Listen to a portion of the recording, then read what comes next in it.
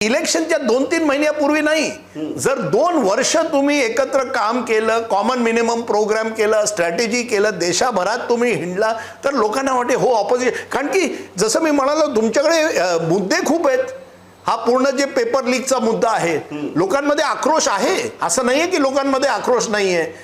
इकॉनॉमीचा जो लोकांना नोकरी नाहीये, हा मोठा मुद्दा आहे. गोव्यासारख्या राज्यात जे अन्य मुद्दे आहेत, स्थानिक मुद्दे आहेत, तुम्ही जर उठवले, एकत्र उठवले, तर तुम्हाला नक्की लोक म्हणते हो आम्हाला लोकांना आता विकल्प पाहिजे. असं नाहीये की लोक म्हणतात फक्त नरेंद्र मोदी. हो, नरेंद्र मोदीमध्ये लोकांमध्ये विश्वास आहे, पण कित्येक असेही लोक आहेत ज्यांना वाटतं 10-15 वर्ष आता झाली, कोणतरी नवीन आलं तर आम्ही त्यांना संधी द्यायला तयार आहोत. पण कोण ते नवीन होणार?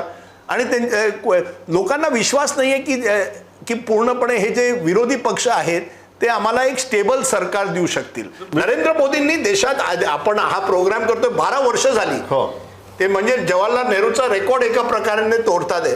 तर लोकांना वाटतं हो मोदी आहे म्हणजे एक स्टेबल लीडरशिप आहे. Where is the stable leadership on opposition side?